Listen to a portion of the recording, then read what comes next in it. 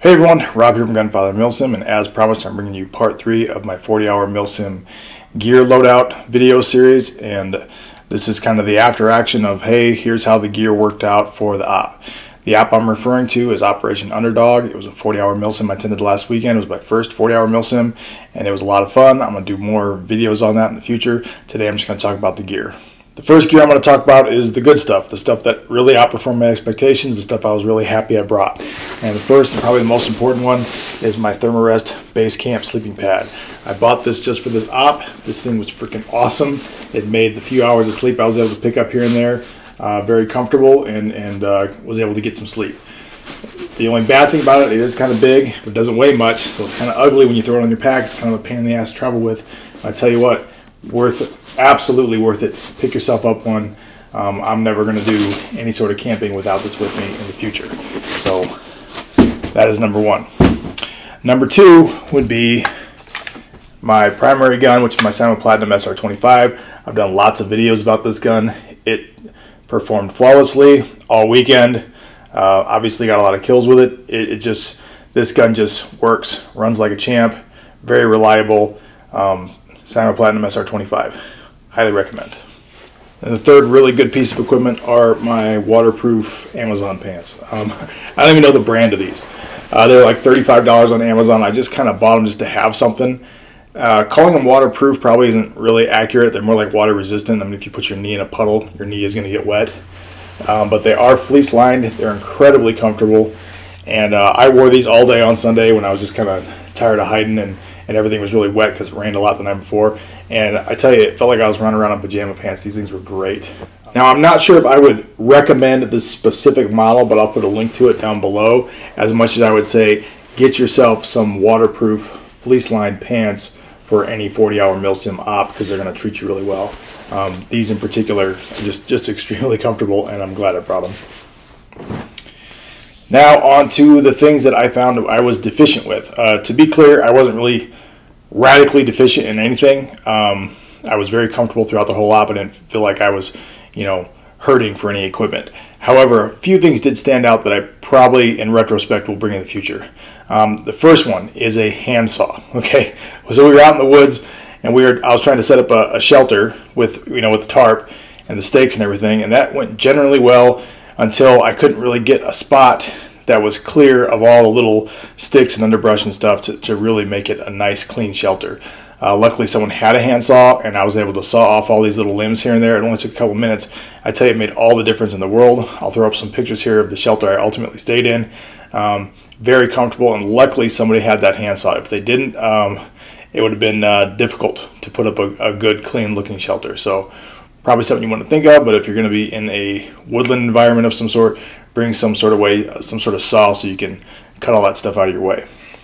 Next thing I found out I needed was a red light headlamp. I brought blue lights. I brought non-white light. With the blue light, or the chem lights, I had lots of them, but those were generally for your dead rag. It's showing people you were hit, and trying to use that blue light to kind of locate equipment in the middle of the night in my pack was kind of difficult, and it just proved kind of tedious. A lot of guys had red light headlamps, and I was watching them use them, and they seemed really effective. It really is a must-have piece of equipment, just a practical utilitarian piece of equipment for getting your gear ready and moving stuff around, even cooking at night, because in the camp there was no white light allowed of any kind, which totally makes sense because you don't want to kill your night vision, and also you can see white light a really long way away. It just made things kind of difficult not having that red light. Did I get by? Yeah, I was fine, but it was kind of challenging. And the last thing I wish I had was some sort of coffee cup. I know that sounds silly. I had, they provided plenty of bottles of water, and I had my Camelback, which was almost always full, worked great. But I found Sunday morning we were all getting up, and someone was making coffee and offered coffee to anybody who wanted it. And I'm kind of a coffee drinker, and I sat there and went, shit, I do not have a coffee cup of any kind. So in retrospect, definitely next time I'm going to pack a coffee cup. Finally, I want to discuss a couple things that I learned during the event, some things I would probably pack a little bit different in the future. Not necessarily mistakes, but maybe things do a little bit differently. The first one was food. I packed 3 of these MREs, and then some Cliff Bars, and then some beef jerky. Okay, and turns out that was a lot more food than I needed. I only ate one of these. I only went through one of these throughout the whole event. There just wasn't a lot of downtime for us being on a sniper observer team. When there were operations going on, we had to leave out early before everybody else. There wasn't a lot of downtime to cook and really, heat up the food and make these. And in spite of that, I still had plenty of food. I was well fed. I was overfed the entire time, just constantly snacking on Cliff Bars and stuff. So next time, probably only bring 1 or 2 of these. I'm not going to bring all 3. Just bring less food. I just didn't need as much as I packed in. But there's worse things than having too much food. Next thing is my sleep system. I know in the last video I said I was going to bring my 4-piece military surplus sleep system that can go all the way down to 0 degrees, and I said I was going to bring the winter bag, even though it was only supposed to get down to like the high 40s, mid 40s. But the weather forecast improved since that video, but before the op went up about 5 degrees. Ultimately, I left that winter bag at home, and I just went with the normal mid-weather bag. It was fine. It served me just fine. The bivvy served fine. If you're going to do a 40-hour milsim, I suggest you get that particular system because it just works so well.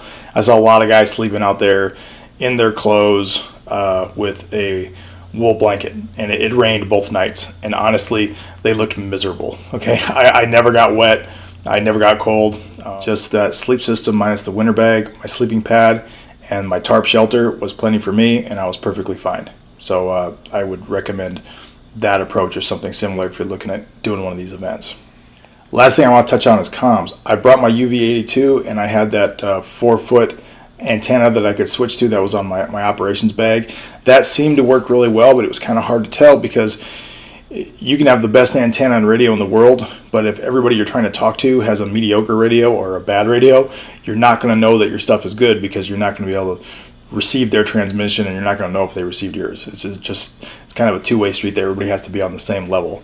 The people who did have good radios I could communicate with quite easily, but a lot of people I needed to communicate with didn't really spend the time getting the right gear.